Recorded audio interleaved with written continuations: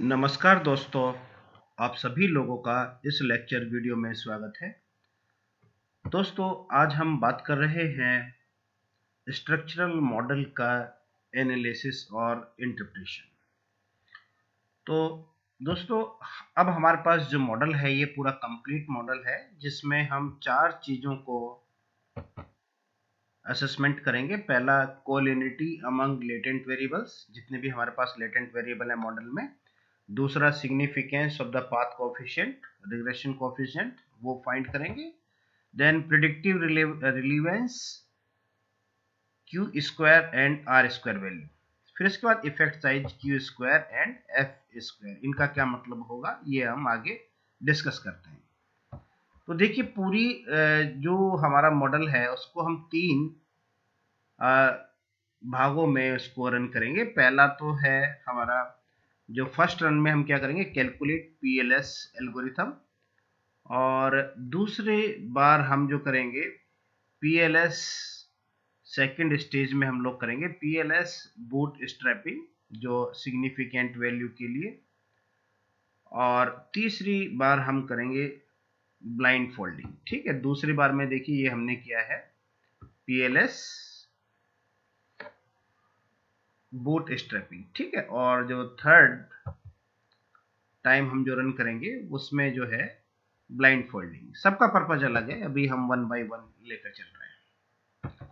तो दोस्तों, हमारे पास केस स्टडी तो वही है जो हम पहले ले चुके हैं, एबीसी होटल की। और उसका जो डेटा है हमारे पास, ये देखिए, ये हमने पहले से ही अपना जो मॉडल है, पाथ मॉडल, वो हमने पहले से ही प्रिपेयर करके रखा हुआ है। ठीक है, अब इसमें देखिए हमारे पास जो है, जो कंस्ट्रक्ट है, एक तो loyalty, satisfaction, image, ambience, security, responsiveness and services. तो 3 तो हमारे पास यहाँ पर एक्सोजीनियस है कंस्ट्रक्ट, और जो 4 है हमारे पास एंडोजीनियस है। अब इसमें हमें करना क्या है, सबसे पहले हमने यहाँ पर लिखा हुआ है कोलिनिटी अमंग लेटेंट वेरिएबल।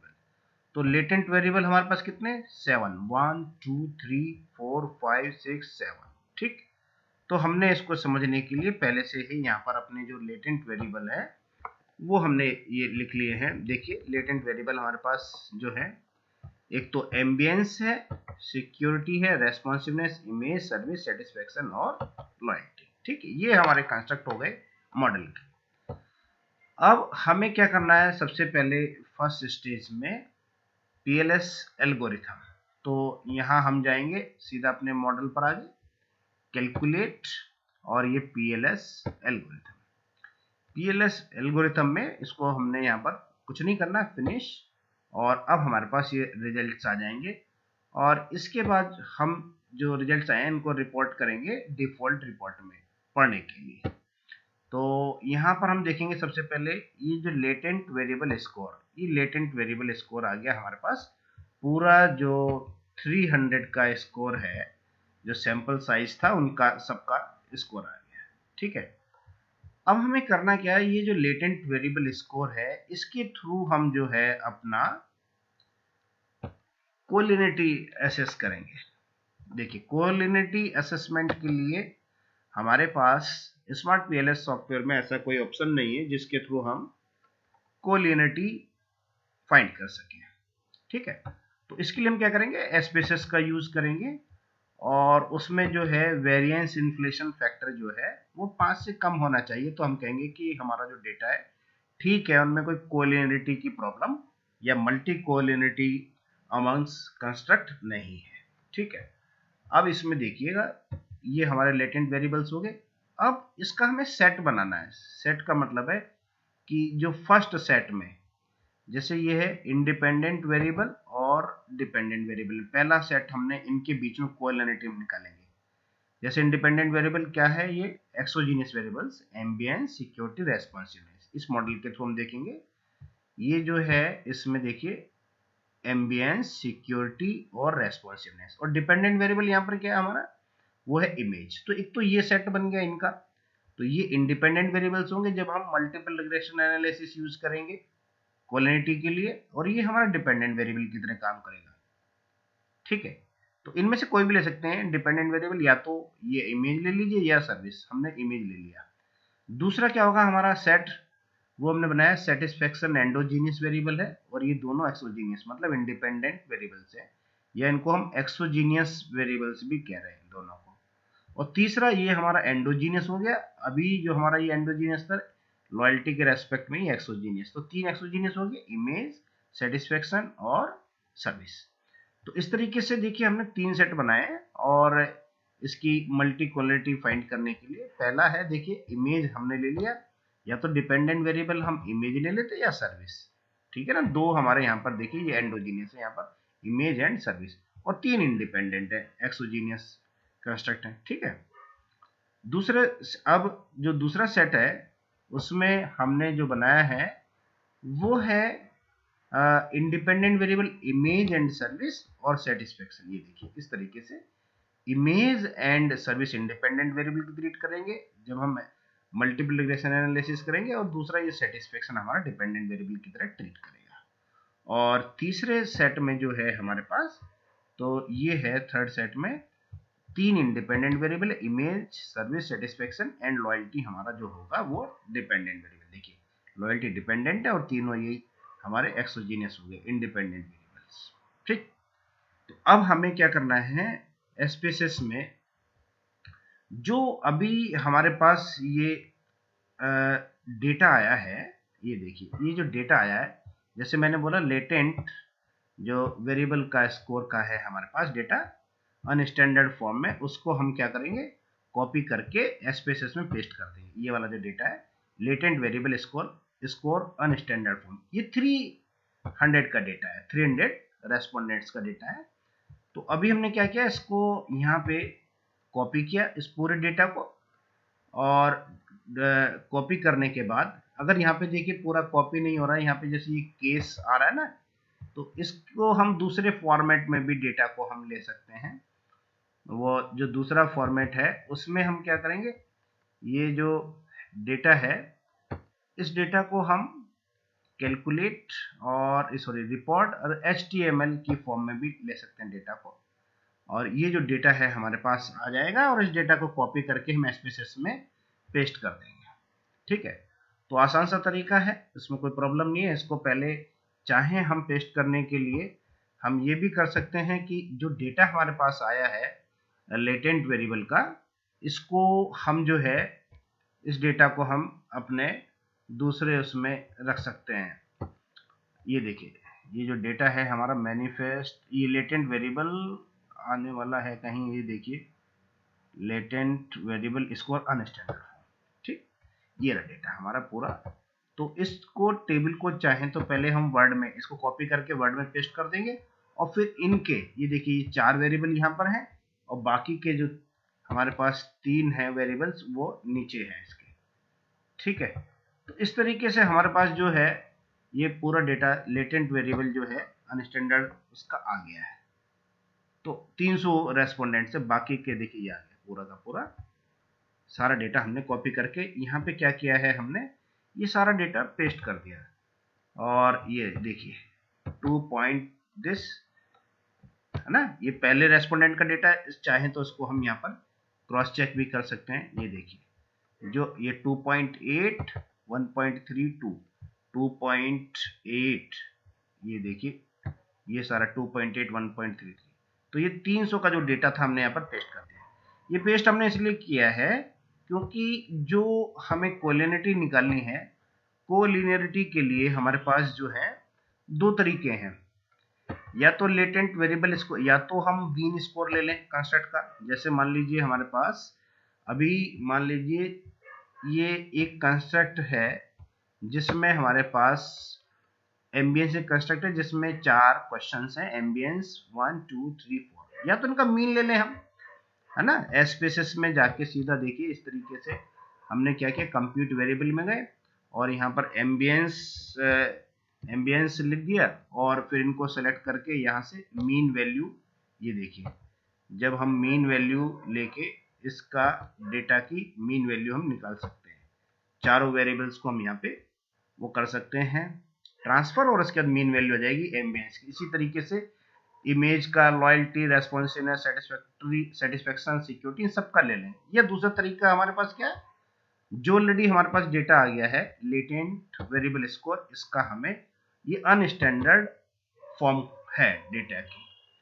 अब जैसे हमने बताया कि फर्स्ट सेट में जो है एम्बियंस, सिक्योरिटी, रेस्पॉन्सिवनेस, एक कोलिनिटी हमको निकालनी, तीनों जो इंडिपेंडेंट वेरिएबल है।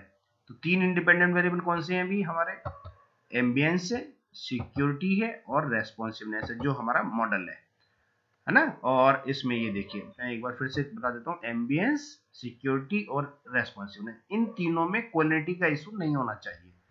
तो इसके लिए हमने क्या किया है, इसको फाइंड करने के लिए एनालाइज क्वालिटी, अब हम निकाल रहे हैं रिग्रेशन और लीनियर। यहां पर जो है डिपेंडेंट वेरिएबल में मैंने कहा था कि हमारा इमेज ले सकते हैं या सर्विस, तो हमने यहाँ पे इमेज का कंस्ट्रक्ट ले लिया, और प्लस जो तीन हमारे हैं इंडिपेंडेंट वेरिएबल, एम्बियंस या जिसको हम एक्सोजीनियस वेरिएबल भी कह रहे हैं, और ये सिक्योरिटी। अब इसमें हमें क्या करना है, ये इनकी जो कोलिनिटी डायग्नोसिस है, इससे VIF की वैल्यू आ जाएगी, और ये हमने इसको ओके किया। ओके करने के बाद देखिए हमारे पास जो VIF की वैल्यू आ गई 2.12, ठीक है, और 1.77। तो ये जो VIF की वैल्यू है, ये तीनों वैल्यू हमारी 5 से कम होनी चाहिए, तभी हम कहेंगे डेटा में कोई क्वालिटी नहीं है। तो ये हमारी ऑलरेडी 5 से वैल्यू काफी कम है, तो ये डेटा में कोई क्वालिटी का इशू नहीं है। ये देखिए, ये तीनों वैल्यू मैंने यहाँ से 2.1, 1.734, ये बिल्कुल ऐसे ही मैंने जो अभी एसपीएसएस का आउटपुट आया उसमें से मैंने ये वैल्यूज पुट कर दिया यहाँ पे, तीनों वैल्यू, ठीक है। अब दूसरा जो सेट बनेगा हमारा, वो है इमेज और सर्विस।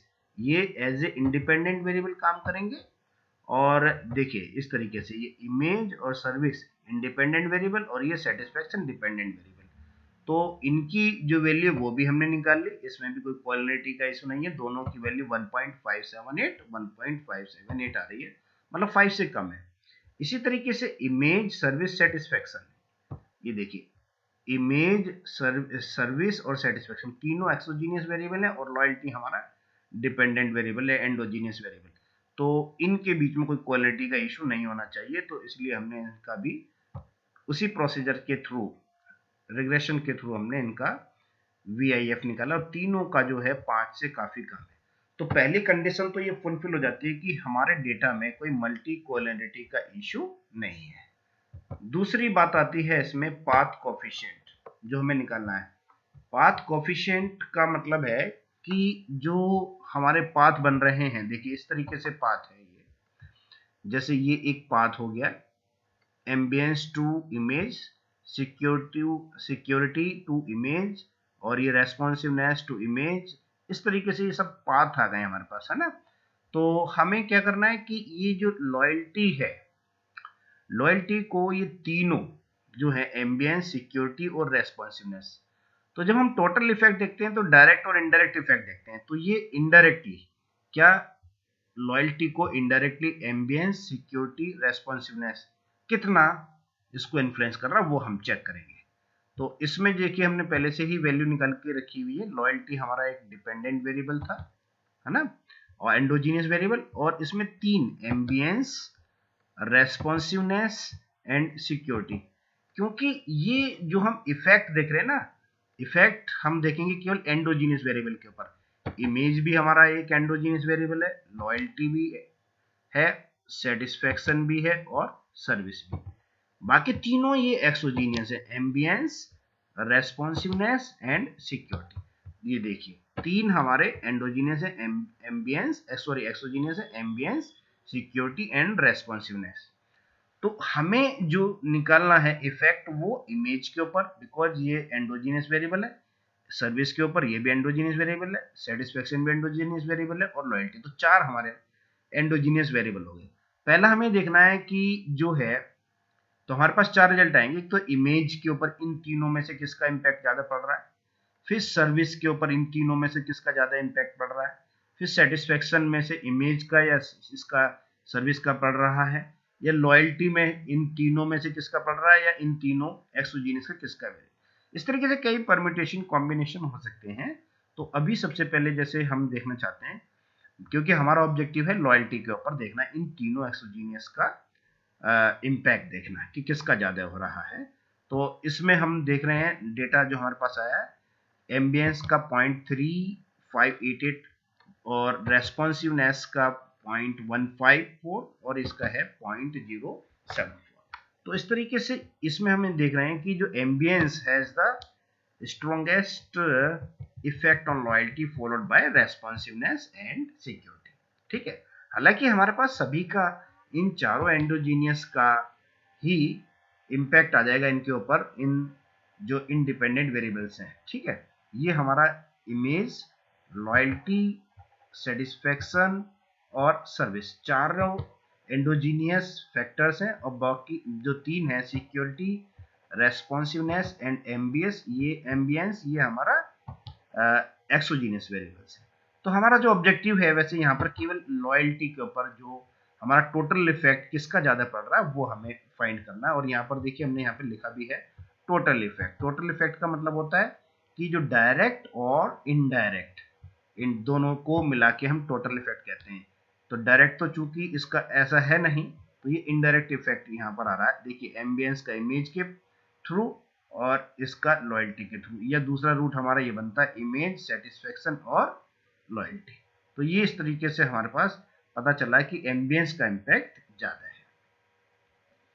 अब दोस्तों इसके बाद जो है हम जो आगे बात करेंगे वो है हमारे पास आउटर वेट। एक तो ये आ गया, आउटर वेट किसका होगा, हमेशा आउटर वेट हम जो लेते हैं वो लेते हैं फॉर्मेटिव का, और जो आउटर लोडिंग होती है जो रिफ्लेक्टिव मॉडल होता है उसका। तो यहाँ पर हमारे पास आउटर वेट के लिए देखिए तीन हमारे पास कंस्ट्रक्ट है, एम्बियंस, सिक्योरिटी और रेस्पॉन्सिव। तीनों का जो एरो हम देख रहे हैं, तीनों कंस्ट्रक्ट में ये एम्बियंस के चारों क्वेश्चंस इन्फ्लुएंस कर रहे हैं एम्बियंस को। तो यहाँ पर ये एम्बियंस डिपेंडेंट वेरिएबल की तरह काम कर रहा है इसके रेस्पेक्ट में, ये इंडिपेंडेंट वेरिएबल्स है। ऐसे सिक्योरिटी, तो ये आउटर वेट का मतलब एक तरीके का रिग्रेशन कोफिशिएंट ही है ये, और इसमें हम ये देखना चाहते हैं कि किसकी कितनी वैल्यू ज्यादा आई है या किस पर्टिकुलर क्वेश्चन की वैल्यू कम आई है। तो इसमें हमने देखा कि जो रेस्पॉन्सिवनेस का क्वेश्चन है उसकी सबसे ज्यादा वैल्यू है 0.5866। इसका मतलब ये ज्यादा कंट्रीब्यूट कर रहा है रेस्पॉन्सिव को, और एम्बियंस की जो है ये सबसे कम आई है। अगर हम इन सभी में हमने चेक करें तो ये हमारी वैल्यू सबसे कम है। तो ये केवल हमें ये बता रहा है कि किसकी इन्फ्लुएंस ज्यादा है और किसका कम है उस पर्टिकुलर कंस्ट्रक्ट के ऊपर इन वेरिएबल्स का। अब ये कितना सिग्निफिकेंट है या नहीं है, इसको हम जो है दोनों को, जैसे भी हमने ये पाथ कोफिशिएंट निकाला है, इनका सिग्निफिकेंट जो हम निकालते हैं कि टी की वैल्यू कितनी आती है, वो जो है हम अपने नेक्स्ट सेशन में निकालेंगे। और फिर उसके बाद जो है अलग अलग कंपेयर करके हम बूट स्ट्रैपिंग के थ्रू जो है इनकी सबकी वैल्यू आ जाएगी। ये देखिए सेकेंड स्टेज में जो है हम जो है ये बूट स्ट्रैपिंग करेंगे, और इसके बाद किसका कितना सिग्निफिकेंट इम्पैक्ट हो रहा है किस पर्टिकुलर पाथ कोफिशिएंट का, वो हम निकाल सकते हैं, और ऐसे ही आउटर वेट का भी हम निकाल सकते हैं। Thank you very much.